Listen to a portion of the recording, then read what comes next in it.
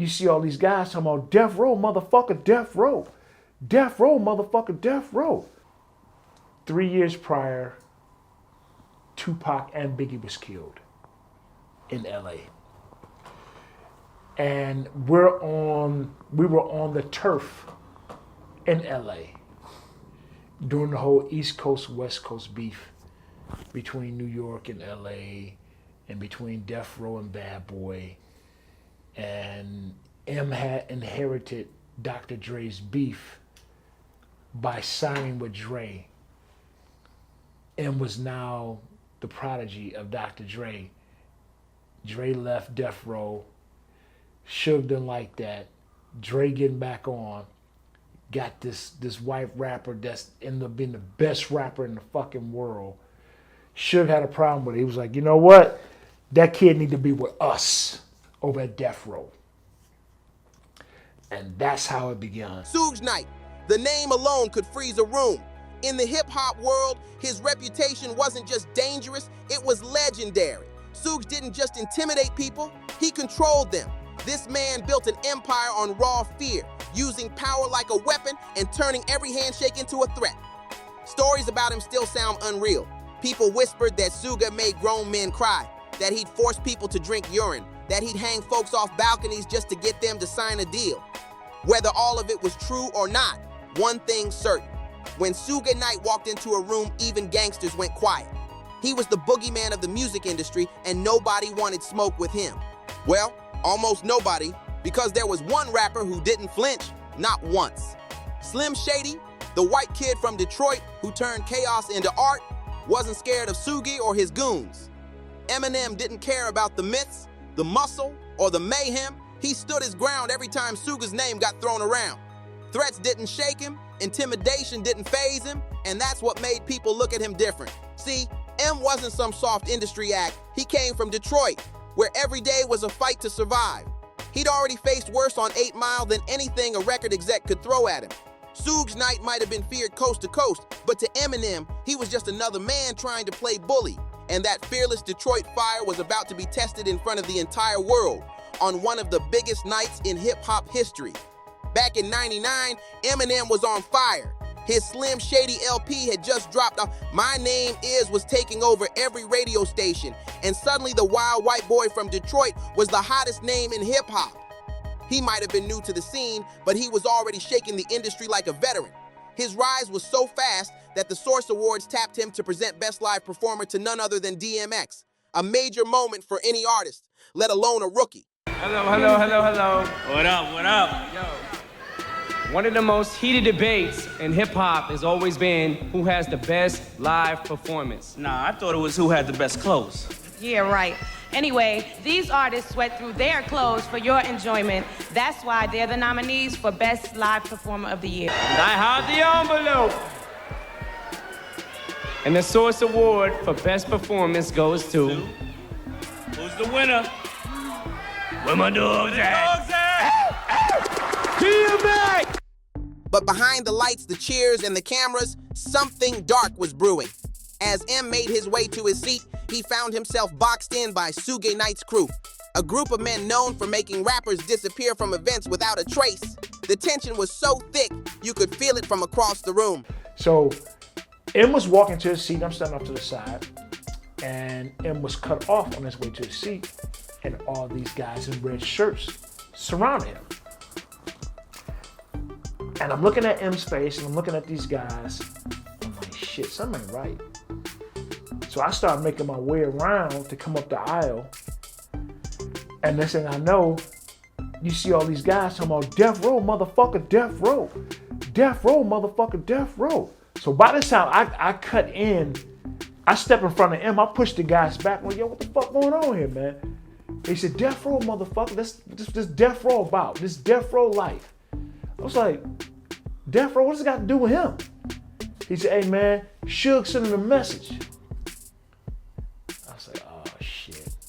He didn't panic. He just brushed it off, got up on that stage, and presented the award like nothing happened. Pure Detroit energy. Cool, calm, and ready for anything. But here's where it gets wild. Suge's crew wasn't finished with him yet. After the event wrapped, as M and his security tried to dip out, the same guys were waiting outside, eyes locked, ready for trouble. It was a standoff no rookie should have survived, but M didn't back down an inch. Now you gotta ask yourself, why was Suge Knight, one of the most feared men in music, targeting Eminem of all people? To understand that, you have to rewind a little. See, back in the mid-1990s, Suge's Death Row Records wasn't just a label. It was a kingdom built on chaos. They had Dr. Dre's The Chronic, Snoop's Doggy Style, and Tupac's All Eyes on Me. Every release was a hit. Every move was dominance. Death Row wasn't just successful, it was untouchable. But behind the platinum plaques, something dangerous was boiling, and Eminem was about to walk straight into that storm. But behind all the glitz, platinum chains, and chart-topping hits, Death Row Records started to turn into something far darker. The label that once stood for West Coast dominance became a symbol of fear, control, and straight-up chaos. And right in the middle of it all, Suge Knight. Suge's methods went way beyond business. They were criminal. People inside that building didn't just fear losing a deal, they feared losing their lives. One story still chills people to this day. Suge allegedly forced 2 artists from the label to strip naked at gunpoint, then pistol whipped them just for using the office phones without permission. That wasn't discipline, that was domination. Anyone who crossed him faced the same fate. If an artist or employee so much as stepped out of line, Suge would drag them into the storeroom, lock the door, and unleash pure hell. Staff would hear shouting, crying, and fists slamming through the walls. But nobody dared to intervene. They just keep their heads down, pretending they didn't hear a thing. That's how deep the fear ran inside Death Row. And it didn't stop there. The violence started to spread. Other artists, producers, and crew members began to copy Suge's ruthless energy, turning the studio into a war zone. It wasn't a label anymore. It was a battlefield. Dr. Dre, who helped build Death Row from the ground up, wanted nothing to do with that madness. He was a perfectionist, a pure artist. All he wanted was to make music, not play bodyguard in his own studio. When the environment turned toxic beyond repair, Dre made the move no one thought possible. He walked away. He left everything behind. His royalties, his credits, his hard-earned millions. He didn't even look back. For Dre, peace and creative freedom were worth more than any Death Row check. That's how Aftermath Records was born, built from the ashes of chaos. But Suge, he took that personally. He saw Dre's departure as betrayal, a slap in the face to everything he'd built. So Suge made it his mission to destroy Dre's new label before it could even breathe. He spread rumors, blocked connections, and did everything he could to make sure Dre's name faded out of the industry. And at first it looked like he might win. Aftermath stumbled hard out the gate. No hits. The king reclaimed his crown. But success has a way of attracting enemies, and Suge Knight was watching it all from the shadows, furious. By now, Death Row was collapsing. Tupac was gone, Snoop had left, and Suge was behind bars, his empire crumbling in real time. What used to be the most feared label in music was now drowning in lawsuits, betrayals, and ghosts from the past. And seeing Dre and his new artist winning without him, that burned Suge to his core. Meanwhile, Snoop Dogg had become another thorn in Suge's side. Just like Dre, Snoop was over the violence and politics. He didn't care about the tired East Coast versus West Coast beef anymore. He was moving different. He was cool with people. Suge considered enemies, and that didn't sit right with the man who built his world on loyalty and fear. Tensions boiled fast. Suge wasn't just mad, he was enraged.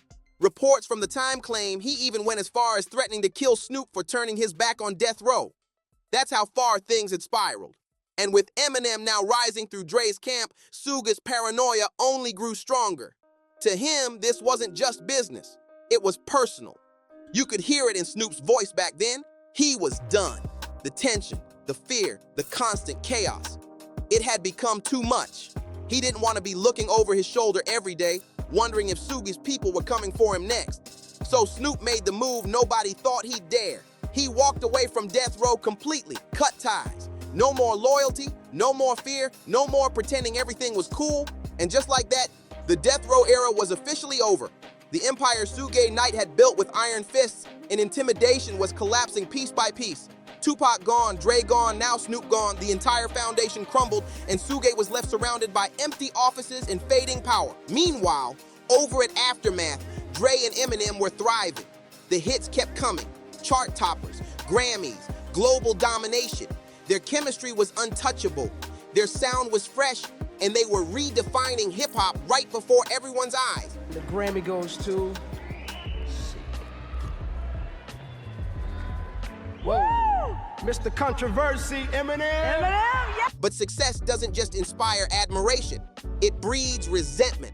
Watching Eminem's rise beside Dre lit a fire of pure rage inside Suge Knight. He didn't just see them as competition, he saw them as traitors, and that's when things got personal. Suge turned his full attention toward tearing them down one by one. In a 2002 sit-down with Howard Stern, Suge took aim at Eminem directly, throwing shade and questioning whether M was really from the streets or just a white rapper playing gangster. He mocked his authenticity, tried to chip away at his credibility, anything to get people doubting the man who had just become rap's biggest star. But Suge wasn't the kind of guy to stop at words. He wanted action. Back in 1999, Dre and Snoop were putting together a death row reunion party in Hawaii. Something chill, family-friendly, with wives and kids along for the ride. Eminem tagged along, thinking it was all love and nostalgia. But the second their plane touched down, the energy changed. Rumors started flying that Suge's people were already on the island, watching, waiting. What happened when you guys got off the plane? Oh man, we ended up getting escorted by Honolulu police, man, and we had to gather up our kids, our wives, and had to be rushed to the transport van, the shuttle van, and everybody getting their luggage. So, oh shit, they're putting on bulletproof vests, loading guns, putting on vests in the van. All you could hear when we got in that van, nobody said shit. All you could hear was the locking and loading of 40 cals, Desert Eagles, the Velcro, a bulletproof vest putting on. So all you heard was click, clack, snip, snap, shh, shh, shh, shh, shh, clack, click, clack, clack. That's all you heard. Nobody said shit in a 15-passenger van. What was supposed to be a relaxing getaway suddenly turned into a trip with security on high alert. Even with bodyguards in tight circles, everyone felt the pressure because when Suge wanted to send a message, he didn't send emails. He sent men. And as we're riding past the front part of the airport, you see a sea of death row guys. They got on red and black death row jerseys. So they came to watch and witness the Dr. Dre, Snoop Dogg breakup to make up reunion. The madness didn't end there. 2 years later, in 2001, while 50 Cent was filming his iconic In Da Club music video, Suge pulled up again, this time with a whole squad. Big men, black SUVs, and that same old death row energy. It was intimidation on full display. A reminder that even though his empire had fallen, Suge Knight still wanted everyone to know he wasn't done yet. But when Suge Knight and his crew pulled up, thinking they could shake things up, Eminem didn't flinch for even a second. Instead of hiding behind security or ducking out the back, M walked straight outside to face them. No hesitation, no fake tough talk, just raw fearlessness. In the club video shoot, and man, I just couldn't believe it. I didn't understand. Like, so we in the video, all you heard was, Suge is coming! Yo, I swear to God, cameras are falling, dancers are running, everybody's running, Suge is coming! So we couldn't believe it. Like, I'm from New York, I never seen no shit like that. We like, damn, you know, this is Suge Knight. But this is why I always respected Eminem, 50, and that was with us. So Suge came, he had some Mexican. Now we from New York. You ain't never seen a with a tattoo on his forehead. 118th Street crew. I'm like, what the f? Got a tattoo on his face, homie. That's the first time, like before Lil Wayne and all that. That's the first time I seen a with like tattoo on his eyes, Mexican 18th Street. So it's just Suge just got the cigar. He just like that. Just go back home to the crib. Might as well go all out, fight right here. We around Dr. Dre, so it's like, yo, we gotta do what we gotta do. So what happened? He lights the cigar and then... And it's the shit about Suge. He light the cigar and he trying to see what you gonna do. So Eminem, 50, everybody outside, like the cigar. I was bugging because I seen, this is when I knew Eminem was real. He's like, I don't give a man. This is when I knew, I'm like, damn, Eminem is a real These niggas 50 outside, what's up? And then Suge just walked away. The Mexican looked kind of confused, like they didn't know what was going on. But came outside. Eminem came outside 100%. It was intimidation on full display. A reminder that even though his empire had fallen, Suge Knight still wanted everyone to know he wasn't done yet. But when Suge Knight and his crew pulled up, thinking they could shake things up, Eminem didn't flinch for even a second. Instead of hiding behind security or ducking out the back, M walked straight outside to face them. No hesitation, no fake tough talk, just raw fearlessness. That moment right there showed everyone that Slim Shady wasn't just a character, it was who he really was. Still, for the most part, Eminem stayed silent about Suge. He never went on interviews dragging him or throwing jabs. And in 2004, he finally revealed why in his emotional track, Like Toy Soldiers. In it, M explained that Dr. Dre himself told him to stay out of the feud, to not let the industry chaos pull him into a war that could cost him everything. So out of loyalty and respect, Eminem held his tongue. He chose strategy over ego, but Suge, he never stopped talking. On his podcast, Collect Call with Suge Knight, featuring comedian Cat Williams, Suge decided to take yet another shot at Eminem. This time, he went after M's posthumous collaboration with Tupac, criticizing the project and throwing shade like it was still the early 2000s. Now, here's the wild part. The album Suge was talking about, Loyal to the Game, actually debuted at #1 on the Billboard 200 and went platinum. Calling that a flop? That's a reach if there ever was one. Fans weren't having it. They immediately called Suge out for trying to reignite an old beef just to stay relevant. But even with all the backlash, his comment did spark curiosity.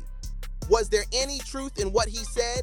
See, back in 2003, Eminem personally reached out to Tupac's mother, Afeni Shakur. He didn't move through managers or PR. He went straight to her with genuine respect. He asked for her blessing to produce a posthumous album to honor Pac's legacy.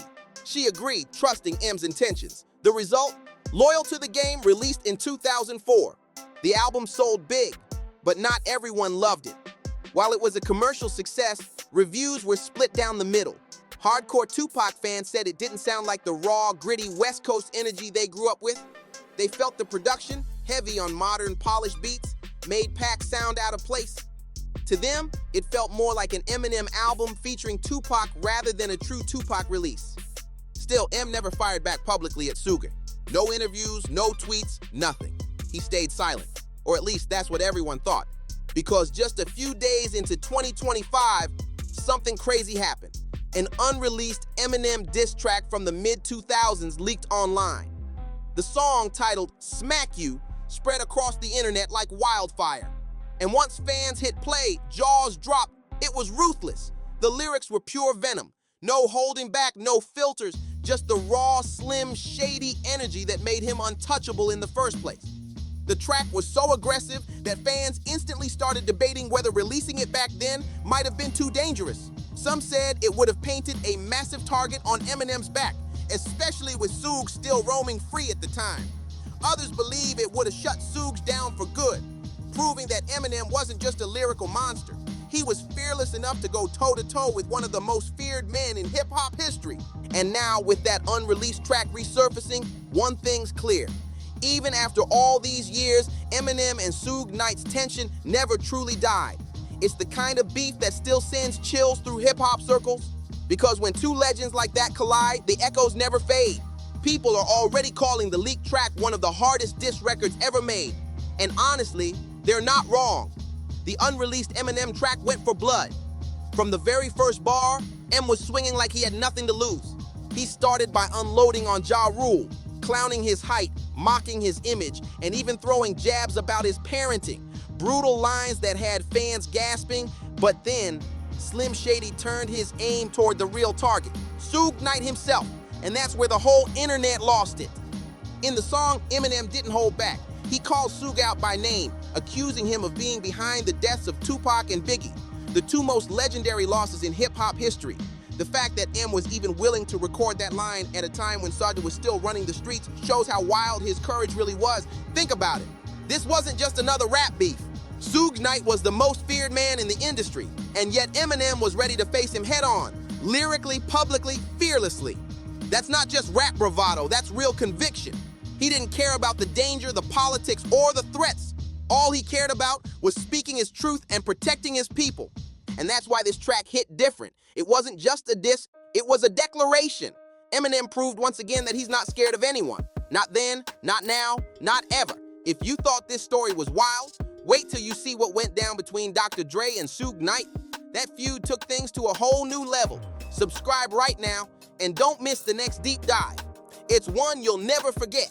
So when you really step back and look at it all, Suge Knight built his empire through fear, but Eminem built his legacy through fearlessness. Suge had muscle, but M had something way more dangerous, a voice that couldn't be silenced. Every threat, every rumor, every attempt to shake him only made him stronger. While Suge's kingdom crumbled behind bars, Eminem turned his pain into power and his words into weapons. What's wild is how the tables turned. The man once seen as untouchable became a ghost of his own legend, while the rapper he tried to intimidate became one of the most respected and unstoppable forces in hip-hop. That's not luck. That's karma with a mic in her hand.